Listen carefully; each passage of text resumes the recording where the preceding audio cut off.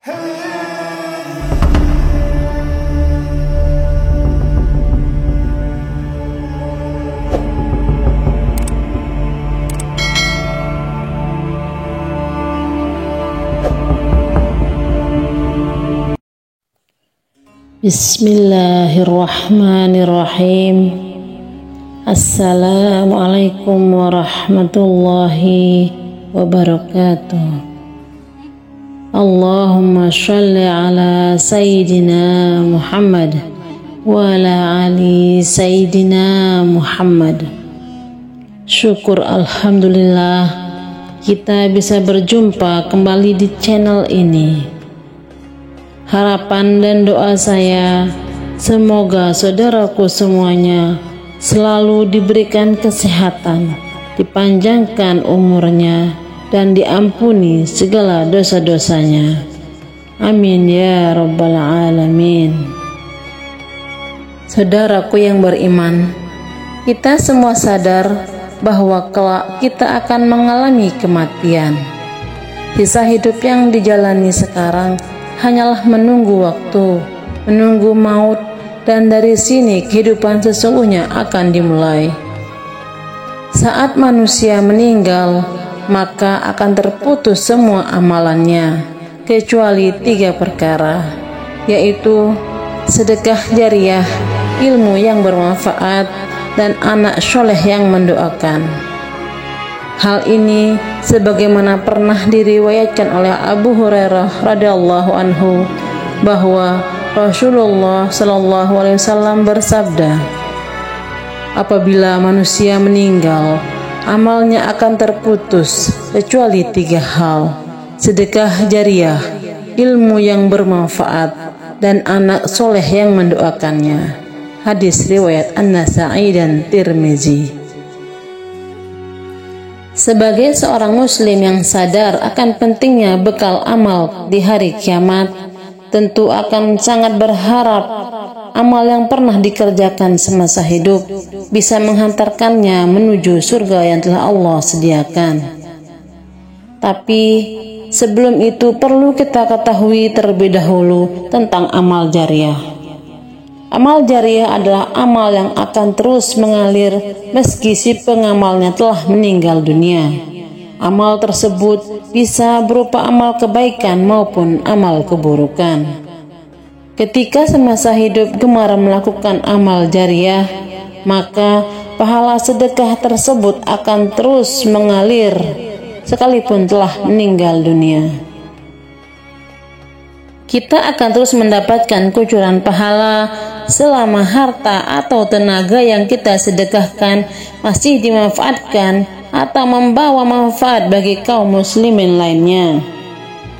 Begitu juga dengan amal keburukan, dilakukan semasa hidup di dunia, kita pun akan terus mendapatkan kucuran dosa meskipun telah meninggal.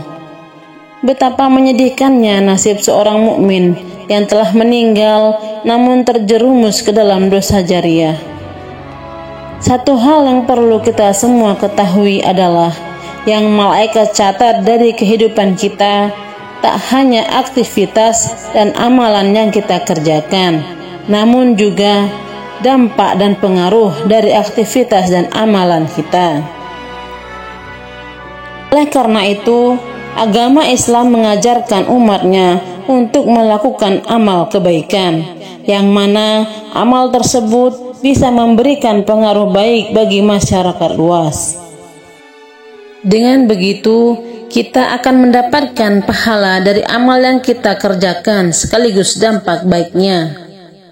Begitu juga sebaliknya, apabila kita melakukan amal keburukan atau maksiat, maka kita pun akan menuai dosa.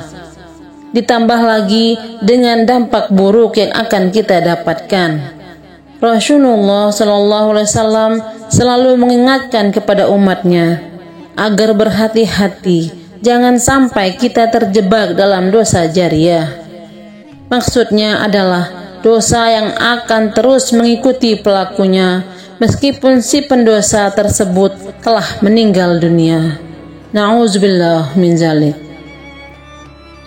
Lalu jenis dosa apa saja yang akan terus menimpa pelakunya meskipun dia telah meninggal dunia? Berikut penjelasannya. 1. Mempelopori perbuatan maksiat.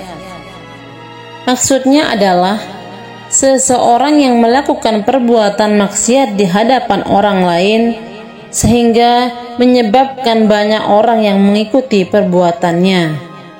Bahkan sekalipun orang tersebut tidak mengajak orang lain untuk mengikutinya. Dari Jabir bin Abdullah, Rasulullah SAW pernah bersabda, "Barang siapa yang mempelopori satu kebiasaan yang buruk dalam Islam, maka dia mendapatkan dosa keburukan itu. Dan dosa setiap orang yang melakukan keburukan itu karena ulahnya, tanpa dikurangi sedikit pun dosa mereka." Hadis riwayat Muslim.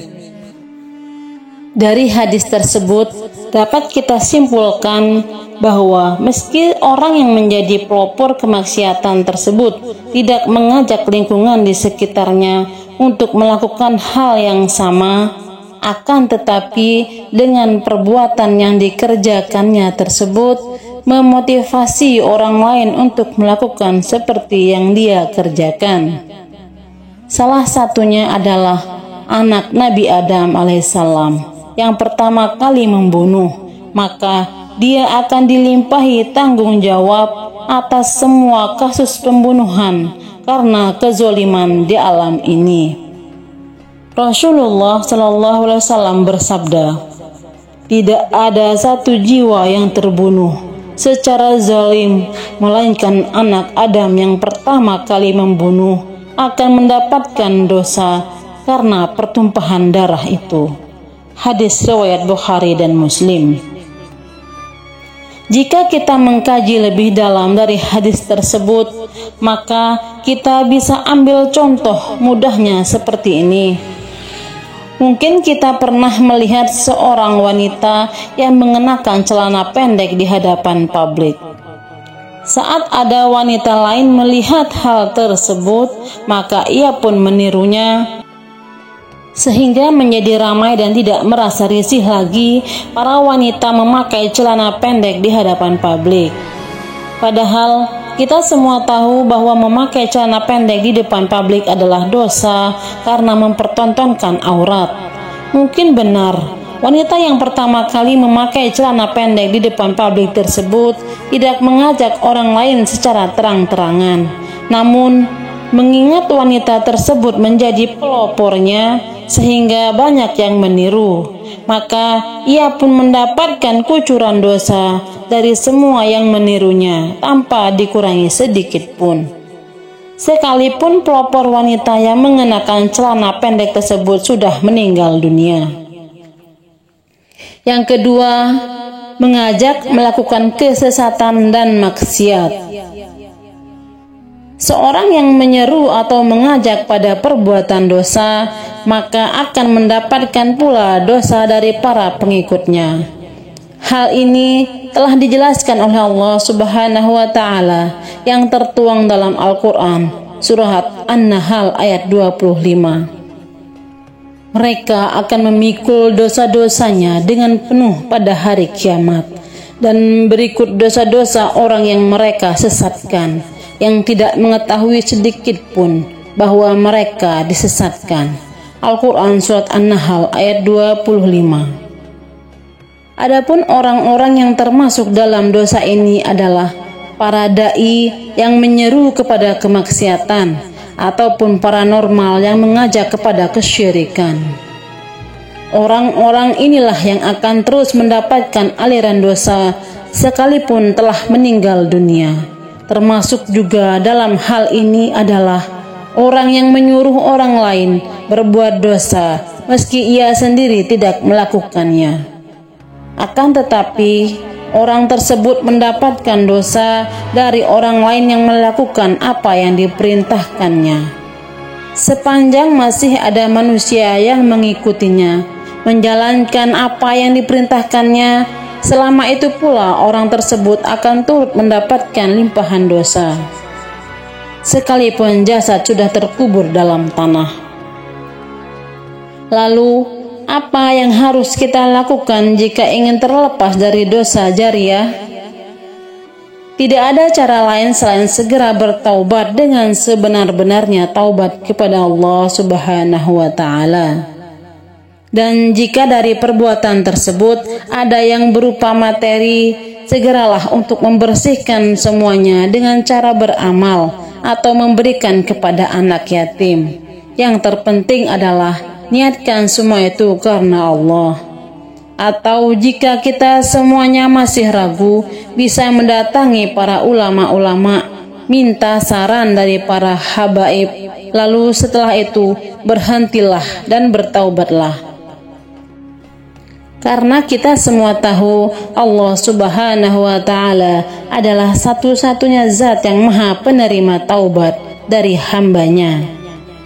Semoga Allah Subhanahu wa Ta'ala menghindarkan kita semua dari dosa jariyah yang menghinakan. Amin ya rabbal alamin. Assalamualaikum warahmatullahi wabarakatuh.